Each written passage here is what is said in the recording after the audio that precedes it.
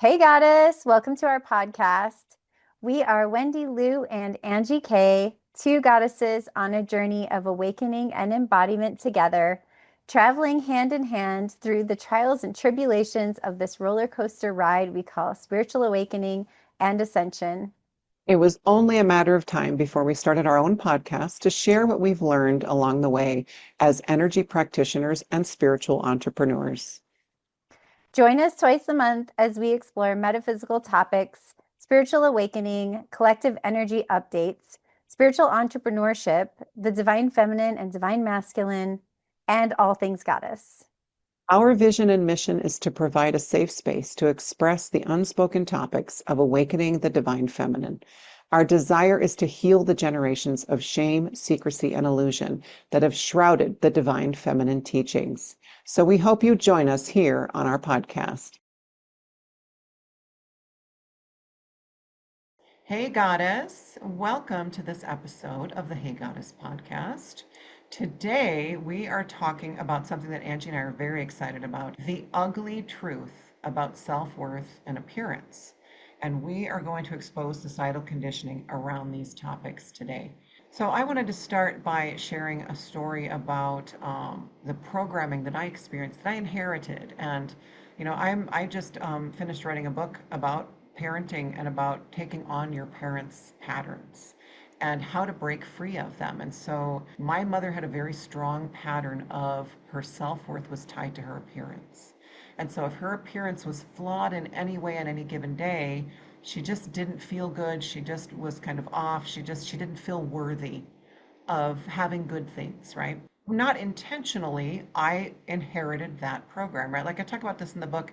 I have no resentment toward my mother anymore. That was a big healing for the both of us before she passed, which was very beautiful. And I'm so glad that we did that. And so I feel like she's given me permission to talk about all of this because we did heal a lot of it. And so just one instance, like from my childhood, is I remember being 5 and being told that I had a belly. And so then I was restricted from desserts. 5 years old, like a 5-year-old always gets dessert, just FYI. This parenting And, tip and number kids one. are just shaped like that, Kids are shaped exactly. My mother was a very small woman, and by the time I was 12, I was taller than her, and she translated that to, oh, you don't want to be big. So she was always making me go on diets with her. And again, she was doing it out of love and fear that I was going to follow the same path that she followed of just never being thin enough. But that was a mental, it was in her mind, right? It was that programming or that, yeah, it was a programming in her mind. And so I remember one Christmas we were at a big family Christmas, right? Huge family, like my extended family. And she had gotten a new dress and I was wearing last year's dress, right? And I don't know, if you're a teenage girl, it's like, a preteen, that's like, oh my gosh, I got to wear last year's dress. yeah. And so my aunt had said something to my mom about how lovely she looked. Oh, it's a new dress. And my mom said, well, I lost 20 pounds, and so I bought myself a new dress. And then my aunt says, well, what about you, Wendy? Is that a new dress? It's so pretty. Like she didn't remember, obviously, a year before, but she said, I love that dress. Did you get a new one too? And my mom, in front of everyone, says, well, no, because she didn't lose her 20 pounds, so she didn't deserve a new dress because that was our agreement, Oh my which I God. never agreed to any of it. And I was 12, 11 or 12. And so when those things happen, right? And again, my mom was not intending to harm me. She was in her ego and, trying to build herself up because ultimately, and this is something we need everybody to know, ultimately, when you try to pin your self-worth on your physical appearance, it's not sustainable. It doesn't go deep enough. They say beauty's only skin deep, right? It Yeah. is not a deep enough awareness of your worth. And so that's one thing that I think both of us, we've been on a mission of helping women find their self-worth, right? So, Mhm. so that's just kind of where I've come from. And it was a continuous thing throughout my life. She always found a way to kind of pick apart my appearance versus complimenting me on, I wrote 2 books a decade ago. Mhm. No, that wasn't good enough because I had gained a little weight. So that's what she focused on, right? It was always about the physical appearance for her. And now as I've healed so much and I see where she was at, I have a lot of compassion for her because that program was so deep for her. And even though she was a teeny little woman, like she barely weighed 110 pounds most of her life, she was never skinny enough. And so for me, being 5'10" and being more athletically built, and I'm just a bigger woman than she was, she translated that to I'm going to have a harder life because I'm bigger. And so she was always trying to get me to be smaller. Consequently, I became smaller in other ways, right? Because Yeah, of the programming. hiding. Mm-hmm. Yeah. I know you have your Yeah. own perspective too. I know you have your own Yeah. kind Oh of view. And gosh, your I'm book blows the lid off for me. And I'm only halfway through right now. But I just it's so eye-opening and makes me think about my own journey being parented and then of course being a parent and the mistakes I made sometimes, even around appearance, with our daughters usually, right? Like usually we're not talking about males, it's a whole different right. standard. And that's something we want to get into, the double standard around the expectations around women versus men and appearance. And I mean, it is a huge double standard out there, ladies. Well, I mean, we all know Yes, that. we But know when it. you Yeah. really dive deep into it, like there's some stories I want to tell of situations that have happened. But yeah, thinking about what you're sharing and, reading your book, and it just blows my mind. Thinking about my childhood, and yeah, the emphasis was so much on appearance. My mom really loved, and again, like what we're saying, this isn't a dig on the generation before us. This is just Right. where their mental conditioning and programming was at, right? She liked to put me in pageants because for her, she didn't get to do that stuff, right? And so sometimes as parents, and I'm not saying this is the right thing to do, but unconsciously, a lot of times parents will try to get their kids to do something that they didn't have the chance to do so Yep. they can live their life through them. And that's not right, right? That's not, everyone has their own purpose in this life. And as parents, we need to help our kids find out what theirs is, not impose what we didn't get to do on them. That's a story for another day. We'll do a whole episode on parenting. That's That's another a episode. different Yeah. episode. But the thing is, she didn't get to do that. And so she wanted me to be in beauty pageants. But for me, in this life, and I've explored this extensively, I do not want the reason that I'm known to be about my looks. So I never wanted to be into modeling or the pageant thing or acting or anything that was tied exclusively to the way I looked. Even though there were times in my youth where people did suggest those things to me, Yeah. I wanted to be known for my intelligence, for my creativity, especially my creativity and what I was creating in the world or the message that I had to bring. It was never, for me, going to be about being known for something related to my physical appearance. I have had lifetimes where I was known for that. And Hmm. even in ways, like going in past lives, like Wendy and I do, we work in the Akashic Records a lot and we see. And in this life, this is not what I wanted.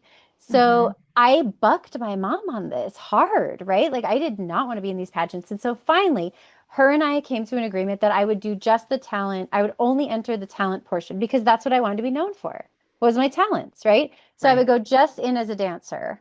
And we agreed that that was okay, right? And it actually probably I did enjoy it. I will say. Like Hmm. I did enjoy Hmm. that part of it. So I went in, I didn't have to do any of the other categories and I was able to just do my dancing. So that was just one way that it was like there was so much tied into that for her. Like that was so important. Like Right. the physical beauty. And this is that generation, right? And so a lot of us, that were in the Gen X. I know I'm on the cusp. I think what did we find out that they called that? It was like I don't know, somehow it was the millennial Gen X Yeah. combination word. I can't remember what it was. It Yeah. was perfect though. So I have attributes of both. It ended up being if when you were in high school the internet came out, there was a category of people, then they called them some blended word of millennial and Gen X. Got Anyway, yeah. Right. Right. but a Not lot of me. I'm the full Gen Gen X, X. yeah, the Gen X now and those of our generation, we're looking at, the way the conditioning that was brought up because we're needing to heal it within ourselves. Like you said, we have to go deeper in self-worth than our physical appearance. And of course, you know, as women, a lot of times we're shown in like our advertising and everything we see, we're inundated in Facebook. You and I were just talking about it earlier. Facebook ads around our physical appearance and perfecting our physical appearance. And it's not the same for men. I'm telling you, there is no way that men are inundated with Right. ads about fixing their physical appearance in some way. There's just Right. no way. So there's this weird double standard that exists and has existed for such a long time. And yeah, this is like what we wanted to expose today because I just think it's Hmm. ridiculous. Right. And I was having a conversation with someone fairly recently, an older man, and he was talking about women that he would date. And I was just suggesting, something. I was like, what about women in their 60s? That would like seem like they'd be And perfect for he's you. in And his 70s, just to clarify. yeah, just to clarify, there's so many that are looking for love, and that seems like it'd be a great match because there'd be a lot of people, there seems like there'd be a lot of people to date in that category of people. And he said no, and the reason he cited was they don't take care of themselves. And I said, okay, I don't believe that all women in their 60s don't take care of themselves. It's Do not true. you take care of yourself at the standard that you are wanting a woman to take care of herself? And he kind of backpedaled and said, "You know what? I do need to do these types of exercises and these other things." And he did agree that he was expecting more out of a woman than what he would do for himself. And this happens all the time around appearance, right? Women are expected to be fit and toned, and especially now, right? Even in our parents' era, it was more just thin, right? To not Right. It like was, be yeah, strong at bone all wasn't skinny. part of the Right. package. But now it's like fit and toned and all of these things. But then a man, does he hold himself to that same standard of what he expects in a woman that he is wanting to date? And now what you and I have noticed, and I want you to speak on this too, is the younger generation of men is flipping the standard. The younger generation of men, and you and I have seen this in our circles, is actually interested in women of depth and wisdom and a little bit older category. So it's all reversed. So the older men expect these younger women right now, because of how they were raised and their conditioning that still exists, that Right. they want that younger woman. But then these younger men are actually seeing the value and the worth of a woman who has a lot of wisdom and has Mhm. really embodied the divine feminine qualities that Wendy and I talk about a lot. So it's really interesting because it's all sort of reversing. And I think it's all by design, right? As it does, like in society, like things get corrected. And usually like every generation has a reason for being, and it comes in to correct something, right? And so you can look that up online. Like each generation has, it's almost like there's a generational mission happening, like in the Right. bigger Yeah. scheme. And I feel Exactly. like there's a lot of awakened younger men that, I mean, not young, but younger men that are seeing the value of older women. So it's Hmm. it's very a curious topic, super interesting. For me personally, like I am 54, I'm turning 55 in December. I have been taking such great care of myself the last decade, really, that I get hit on much more often by men in their 30s and 40s than I do my age or older. In fact, I've been asked out more times by 35-year-olds who know how old I am. It's not that they thought I was younger maybe initially, but they know how old I am and they're still interested. And so that's Mhm. fascinating to me. And it does make me feel Yeah. good for that generation. Like I said, no, because Yeah. there were other things. But Okay. it fascinates me about, not because he was 35, right? But so I'm not opposed to it. But it's interesting too because I've always had this disdain for Hollywood, how they are, oh, even nowadays, but even back, you think about the black and white movies, it was even worse. And they call it May December romances, right? But they would cast men in movies, and the love interest would be almost half his age. And Hmm. that was happening a lot in real life. Back then, and we're talking like even like pre-World War One, but like World War One, World War Two, the men would establish themselves in the world first, and then they would go looking for an 18-year-old wife, to a virile young woman to have their babies. They would be 40, 35, 40, coming back home having been like in the military. Back then that was the big thing, like coming back as captains or colonels or whatever, and then looking for a young wife. And so it was almost kind of the expected thing to do. And you watch any black and white movie, and I promise you, there's something, it may not be the main story, but there's something in there about that. But it has always bothered me because they still do it today where they will cast, and they know it, and they'll cast these older men and these 25, 30-year-old women. And I don't know about you, but I do not want to see that. And I started to feel like, especially after I turned 40, where's me? There's nothing. There's no romance fiction. There's no TV shows. If it was a TV show, it was about the trials and tribulations of being that age, right? And they normally would be like in the midst of a 20-year marriage and that kind of thing, and how to handle that. It was never like, oh, look at these attractive, sexy, over 40 women who are killing Yeah. it. It was Hmm. never about that. And so, and they're still doing it in Hollywood. But I think this shift really is taking hold. I think you're absolutely right. And I'm seeing it all over social media. They're not looking for the 25-year-old that goes to the gym for 2 hours a day and, lives on kale. They're looking for a woman who's had life experience, who knows who she is, and who has earned her goddessness. The essence, like the earned Absolutely. essence. Yeah. Absolutely. We've earned our goddessness. Like, we talk about the maiden mother crone, right? Hmm. The crone was the goddess, not the Yeah. maiden, not the mother. And we have been living in a society for the last 100 years at least where the maiden was given the title of goddess simply Hmm. because of how she looked, simply Yeah. because she hadn't had any life experience yet. Life had not changed her Yeah. physically yet, Yeah. And and she she was a was virgin naive. and all She that. was a virgin, she was naive, she Oh, was, yeah. she She could be was manipulated easily. absolutely, absolutely. She had, perky breasts, tight butt, like all the, Hmm. right? Flat stomach, all the things. And that is just not, I think we're going through a big shift right now We around are. that for sure. But I love it. you have to earn the goddess. Yes, we all Yeah. are, but there are certain things like as a maiden, there are things that have to be experienced to really know Yeah. yourself, to really embody that essence. Yeah. It's Absolutely. So true. I'm And I'm it has to hoping do that we're with going to start seeing that. healing too, right? The more Mhm. healing you do, the Absolutely. right, the more light filled you become. And it takes time. It It does. It takes doesn't happen time and overnight. experience to go through things to bring that essence out of yourself. Yeah, Absolutely. absolutely. And that's kind of the whole point of my book. If you think about, Yes, I yes, it's a love your parenting book. book. I call it a It's, parenting, not quite a parenting book, yeah, because it's so much about finding you. And yep. once you And find in your you, journey. you become a better parent. You see your role as a mother in a whole different light, and how it's an honor and how you get to watch them and gently guide your children, especially daughters, right?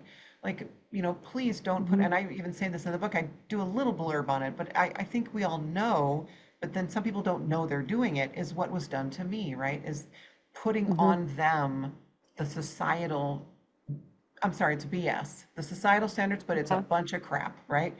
That you have to look a certain way to succeed or to get the right husband or to Hmm. to just be loved, right? Yeah. And Yeah.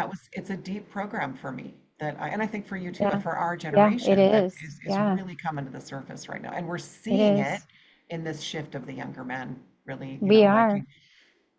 And I just want to point out, like, it's different for everyone too. And I've had to really look at some of the places of why I was doing certain things and I'm sure you too. But like I have come to a place of acceptance around myself where like I do love to look beautiful and I love to buy beautiful clothes. I'm very girly. I love to buy makeup, and this is all for me. I'm being completely honest right now. Like I've had to look Mhm. at was I doing this for someone else and take away all of the aspects of like being attractive or wanting to be attractive that I did for other people and sort of erase all that. And this has definitely happened with me in the last 7 years, maybe like 10, 12 years, and just be doing the things I'm doing for me because Mhm. they make me happy and because it's fun for me. It's fun, right? And it Absolutely. doesn't, and I'm not on days when it's not working out, right? Like, the Yeah, hair's not working, like stuff's not right. working. I don't feel any worse about myself, right? Like that's just that day. But still at the same time, I just wanted to point that out. This is different for everyone, and we're not saying that any of these things are bad, but it's finding what Right. you're doing for you for the right reason I and mean, not for clearly we like to society look or good. something else. And even like we were talking about that thing around being intelligent as a woman and how that's been received in our society because there has been this and this is ridiculous, but I read this when I was in the corporate world. There is a feeling of, and it was because I was trying to improve my relationships in the corporate world because I was working with a lot of men in a lot of situations.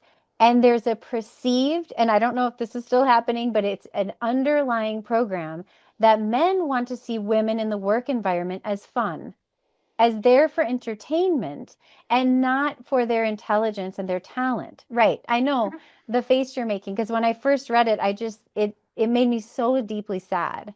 That Because is if really men are sad. only looking for that, they are missing out on I mean, that is the tip of the iceberg. Like they're missing out on 99%. If all they see is the appearance and is this woman fun for Right. me, they missed like the depth of what she can bring and the divine feminine. Like they completely missed it. And that's Wendy and I are really here to like bring like this is like the divine feminine revolution. Like we are bringing back Mm-hmm. everything that it means to be the divine feminine, right? And it's not A to what the we men. think, right? It's not Right. like the perfect Yeah. little virgin maiden that you're talking about, No, right? It's like no. it's raw. I mean, it's the raw intensity. It's the creation force energy. It's so much more than this perfect little box of Right. what we've been told femininity is. It's nothing. It blows. Take the box away. There's no box, right? So anyway, so that was just really interesting about corporate and how Oh, that then hurts. it so in the workplace, and it kind of reminds you of the military. I can see the wheels turning in your brain. Right? It's Yeah. sad, right? It's super sad that, and these are all the things that men and women, I think these are the paradigms we're breaking, but they still exist out there at a deep, deep, deep level of programming. And so that's why it's so important that each of us looks inside ourselves because it starts with us, right? And there's no judgment around carrying the program. What could you do? Like we were just born Right. into this program. But it's like once you know about it, like looking at the deep, deep levels of where have we participated in this. And the one thing we were talking about that I'm circling back to is dumbing yourself down in situations. You can do it with women or men Mm-hmm. because sometimes we feel our intelligence is too much as women. And so we'll dumb ourselves down so that we don't have to stand out, right? It's like it's almost like a way of hiding and not being seen. So just, you know, dumb yourself down like 50% and then Mm. not really let your intelligence shine and what you truly know and your talents, like even dulling your talents down. But it's time to look at where we're doing that and why. And you said, I want you to tell that story that was like amazing. I'd never heard of women like in your mother's era, the 60s and 70s. During that time, if you were too beautiful, then you were ostracized by other women. And she had a lot of trouble making friends. I think that sometimes that can still be true, like especially in workplaces. I feel like sometimes the beautiful one who's just naturally glowing or whatever, that you either are attracted to that or you're repelled because you're jealous because you have your own wounding around it, right? But it was very prevalent back then. And she like, grew up in a tiny little farm town, and she had trouble making friends with other women because she was so lovely. Like she was just beautiful. And so she did the beauty queen thing, and then she never had to want for men wanting to date her, right? And that becomes a problem. She would tell me the stories about not really being able to connect with other women because they would treat her as if she was not worthy of being in their friend group because she looked a certain way. And so interesting for my mom is she always, and my dad and I have talked about this since she passed too, is one of her deepest traumas was that she never felt like she was taken seriously or thought of as intelligent or wise even because Mhm. she was so pretty. And that was a huge, huge, it made her very small. It made her feel very small. And so she just, at some point in her life, decided that she would lean into the beautiful part and just be dumb.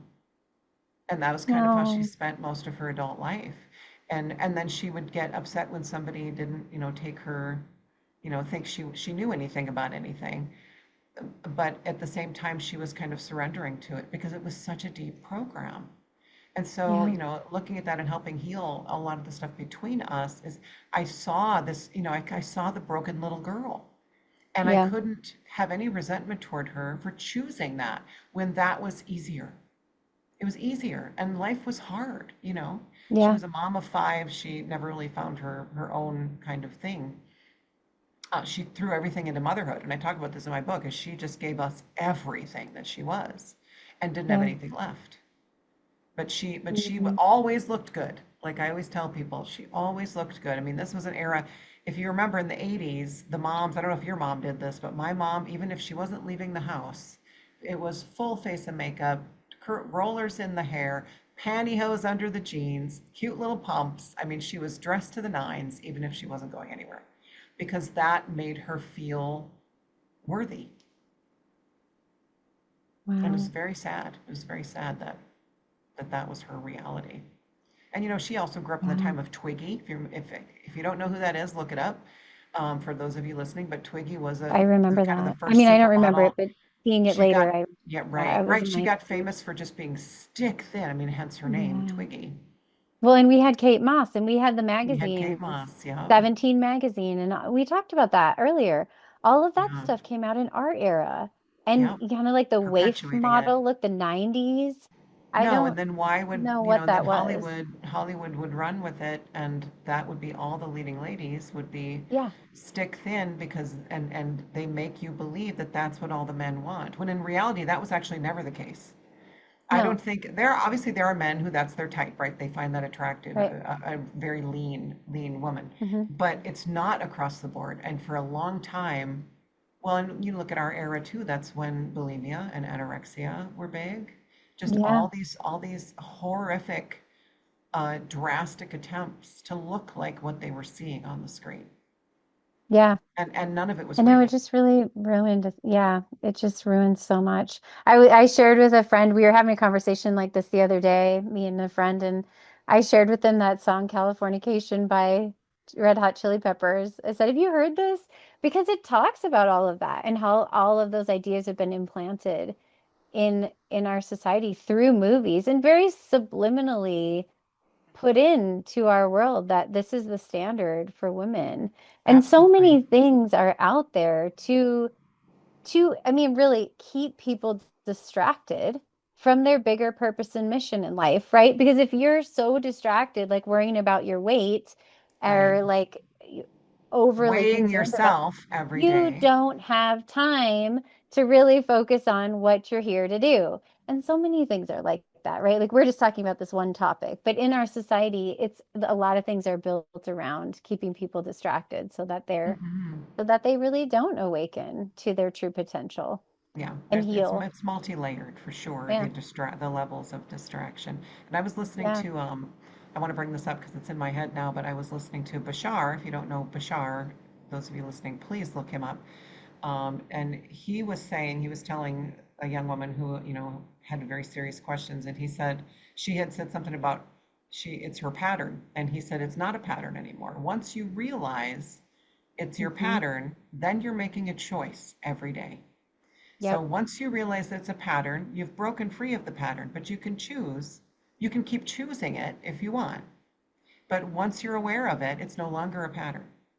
And so Exactly. that really hit me this morning because I was like, whoa, I've never heard it said like that. And so then you have to realize, and that's when the real healing begins, right? Yeah. When you realize, okay, now I'm actually just choosing it because I know it's a pattern. I know I don't prefer it. That's the wording Yep. that Bashar uses all the time. Are you creating a reality that you don't prefer? And if you are, why?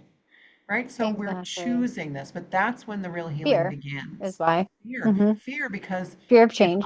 if I go this way, I will not be who I was back here, and that might be Hmm. scary. Then I might, for me, a lot of it was I'm going to have to actually show up and do something.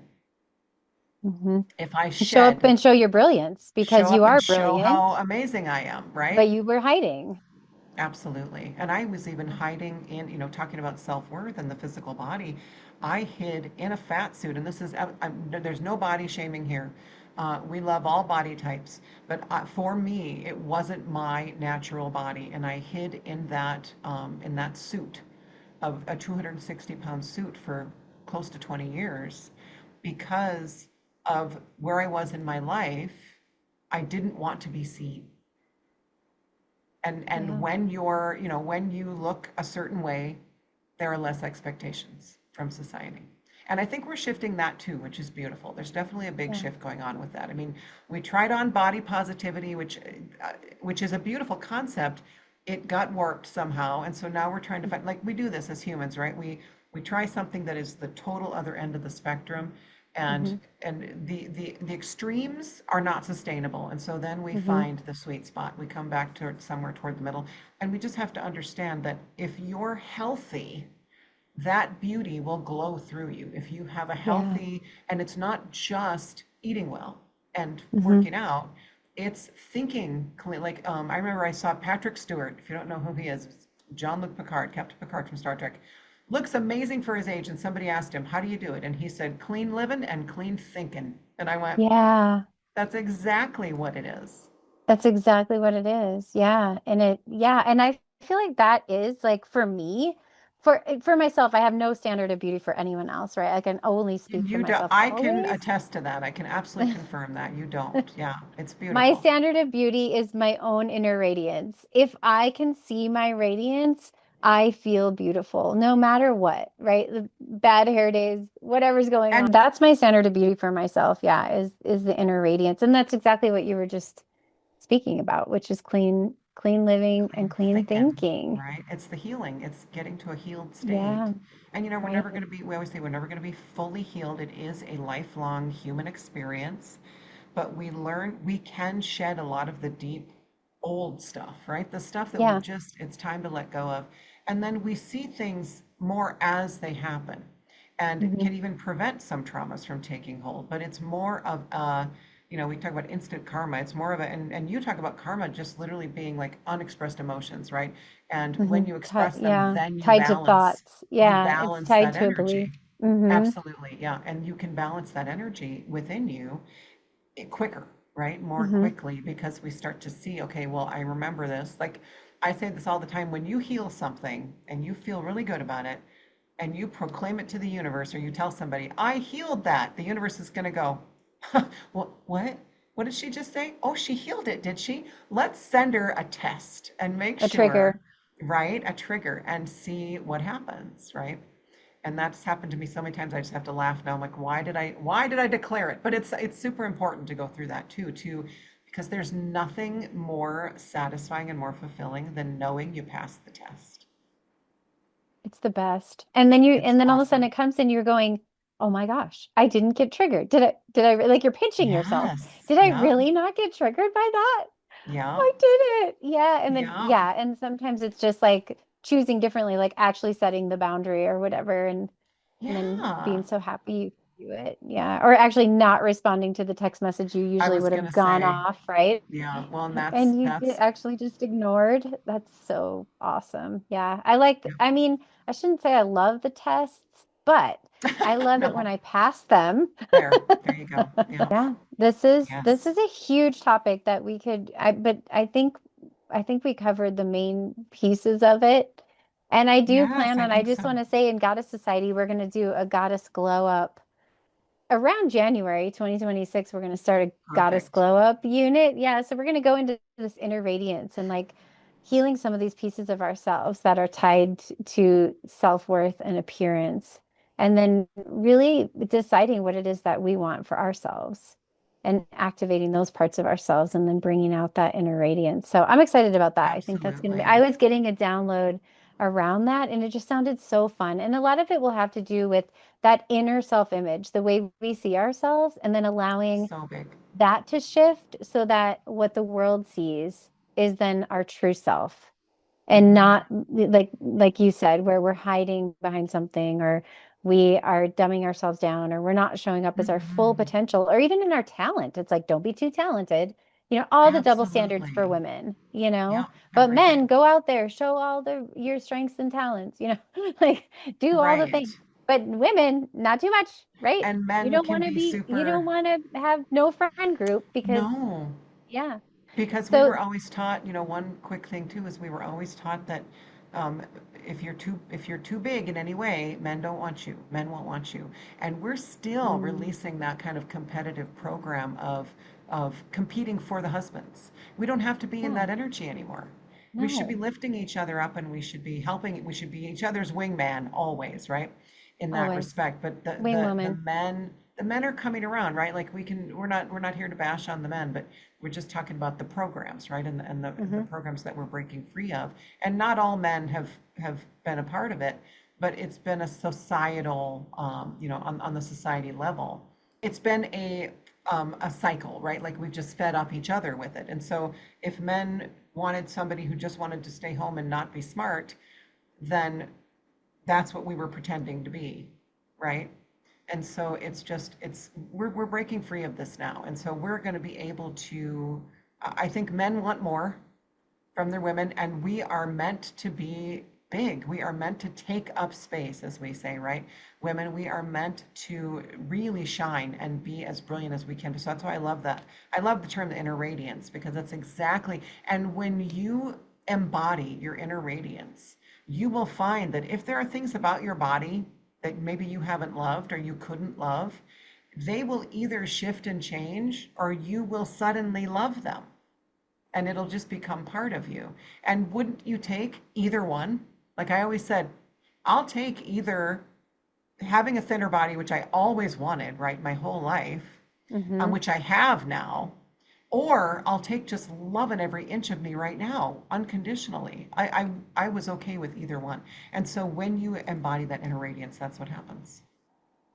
It's so true. And typically then that's when the shift happens. The weight that you have been, Yeah, anything feeling that's like you want to heaviness, yeah, releases suddenly, right? right? Or It just it could falls be off. anything. The thing that you've been like really super hyper focused on, all of a sudden it's just gone. It's just not a thing.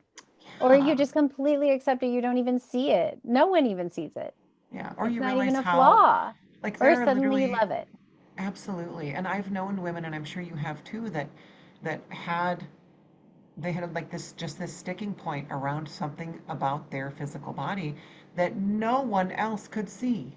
Hmm. They're like, what are you talking about? That's not even there. A lot of that could be past life stuff, but it's just where we store the trauma. To be honest, I think for most women, the body parts that we're like resistant to love is because there's trauma in there that we're afraid Yeah. to look at.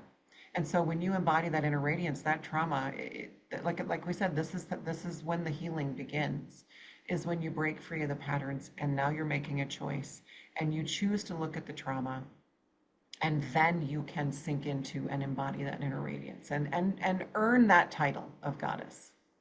Yeah. Absolutely. Yep. I think we should end it there. I think that was a perfect stopping point. Thank you, Wendy, for like putting the exclamation point on Ooh. it. And we'd love to hear, like, we'd love to hear your stories, whoever's listening, we'd love to hear your stories about the patterns because a lot of times sharing those can help you break free. And then again, if you know you're in a pattern, then you're beginning that healing. So embrace that healing phase Yeah. Yeah.